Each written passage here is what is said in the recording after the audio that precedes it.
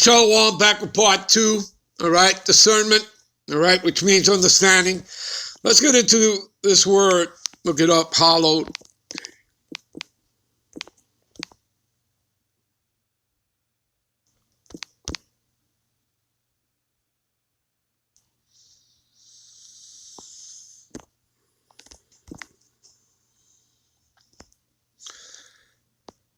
All right, we just want to look this word up.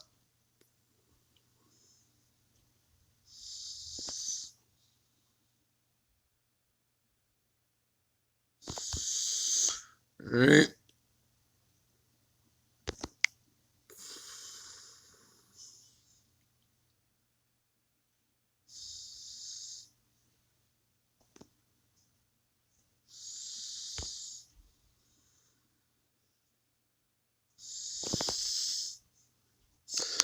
All right, give me a minute.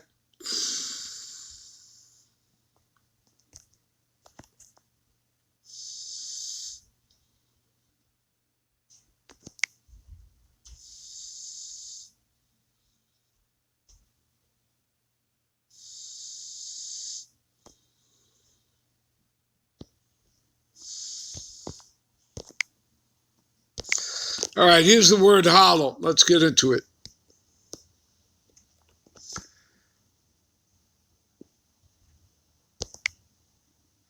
All right. Strong's H 6942. Kadash. Kadash. Second entry. Kadesh. Kadesh. All right, Kadash or Kadesh. All right, and what does it mean? To consecrate, sanctify, prepare, dedicate, to be hallowed, to be holy, to be sanctified, to be separate, right? To be set apart, to be consecrated, to be hallowed, to show oneself sacred or majestic, to be honored, to be treated as sacred, to set apart, scarce. Didn't we pretty much read about this already? All right? See, cause him to be hallowed of God, to observe as holy, consecrate oneself, right? Now, let me quickly show you something, people, to prove to you what we were talking about, the elect, how you're made holy and sanctified, all right? Let's go to do it. I quoted it, so let's do it, though. 2 Peter 1:10, all right? See, what does it say here? Wherefore, rather, brethren, give diligence, right? Which means being a workman, never taking your hand off the plow, right? In other words, you study to show thyself approved unto the God power. You read this in 2 Timothy 2:15, all right? Showing yourself a workman unto the Lord, all right? Unto the Most High, all right? So to make your calling, which gets into the word invite, invitation, you have to be invited in, you have to be chosen. You don't walk in unawares. And election, sure. And if you do these things, you shall never fall. So we're going to get into the word election to show you, to further back this up and proving things to you. All right, to give you this wisdom and this knowledge and this understanding, discernment. All right. So we're going to go to the word election here. All right. Strong's G 1589. Eklage. Okay. Now, we're going to read this verse, what it says here, and then eventually we're going to click on the root word. All right. Let's read what it says here. The act of picking out, choosing, the act of the God power's free will, listen closely, by which before the foundation of the world, I repeat, before the foundation of the world, before the world began, he decreed, right? He put it into law, right? Heavenly Father, he decreed his blessings to certain persons. Those persons, we're not talking about the whole world here. We're not talking about multi-nations. You're going to see that in a moment. It'll explain it to you who it's talking about. All right, it's talking about Israelites, and you'll see it for yourself. All right, the decree made from choice, right? See, again, you have to be chosen. By which he determined to bless certain persons, right? Certain individuals, through Yahushua the Mashiach, his son, by grace alone, by mercy. Okay? Because ultimately that goes back to what? Ephesians 2, 8, and 9. Right? It is grace by faith that ye are saved. All right? Ultimately, in other words, that supersedes what, we read here in 2 Peter 1:10. Being diligent, to make thy calling and election sure, and if you do these things, you shall never fall. That's all true.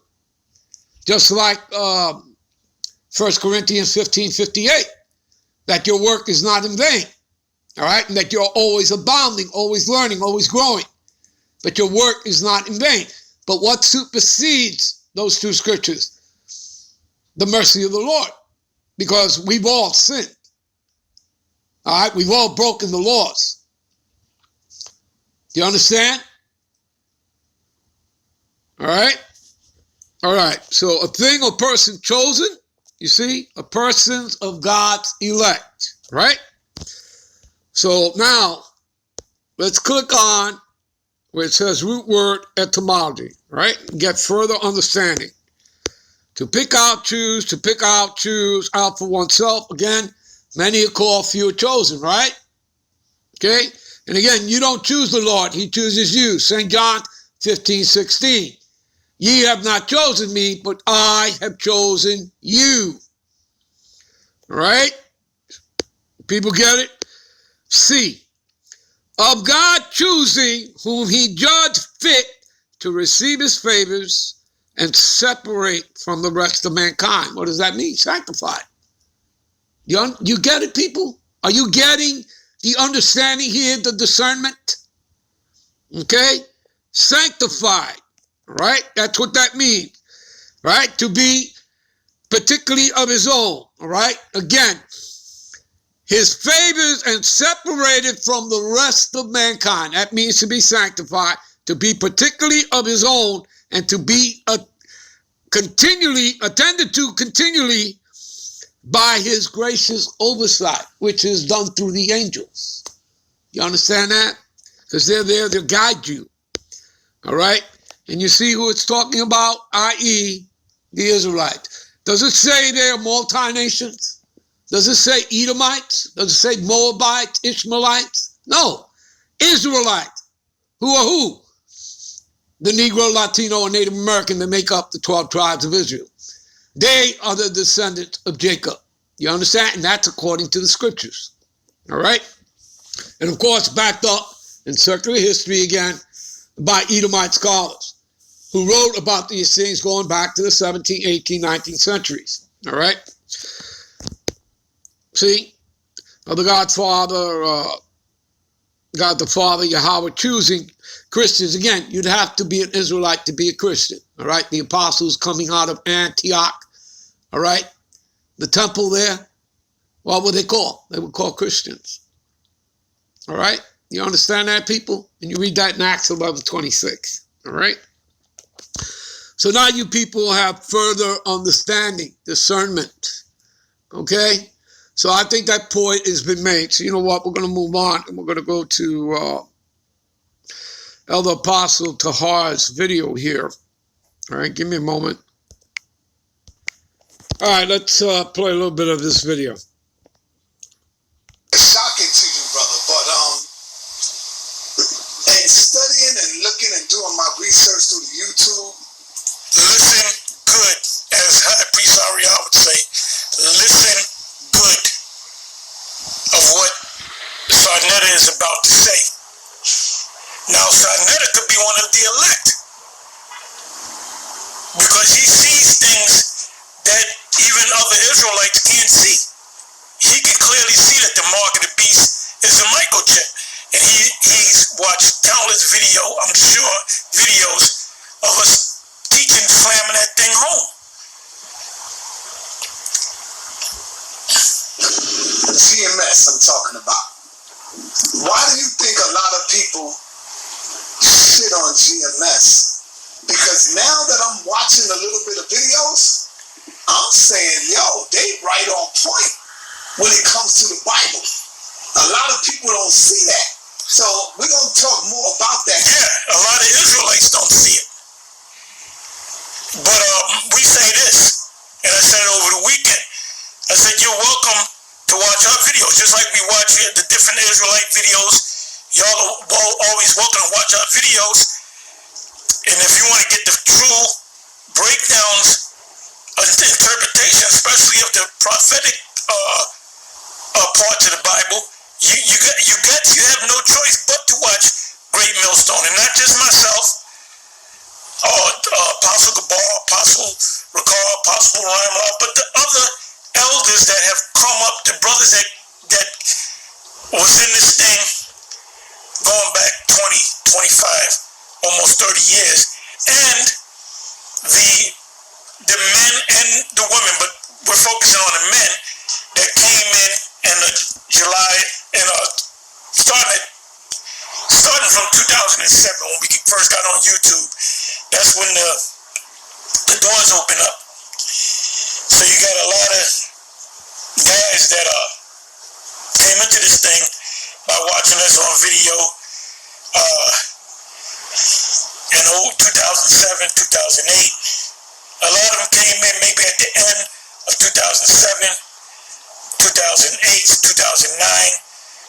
And a lot of those individuals are still a part of GMS. So, we go way back. And like I said, you notice that Sarnetta could have said, mention any camp. He said, I watch other videos and I find out GMS is on point. Keyword on point. Because what he does is, we'll say something, we'll go to the scriptures, he won't get emotional, and he'll go and study it and read it and maybe speak to other people and come to the realization that, wait a minute, GMS is always on point. We make it our business to be on point because the scriptures teach you about adding and taking away from the word. Right, correct. In other words, the scriptures are not subject to private interpretation. And we'll get into that in a moment. We're going to lead with that. All right. So let's listen to some more. All right. We make it all. Anything that we say, we wholeheartedly believe, and we can prove it in the scriptures. So if you get emotional, you're not going to get it. So, Sarnetta said, all right. Let's do that. Give me a minute. All right. All right. You know what? We're going to end it here, and we're going to come right back, and we're going to pick it up here at 2 Peter 1:20, knowing this first, that no prophecy of the scriptures is of any private interpretation, okay? And we'll pick it up here when we come right back with part 3, all right? So we'll be right back with part 3. Shalom.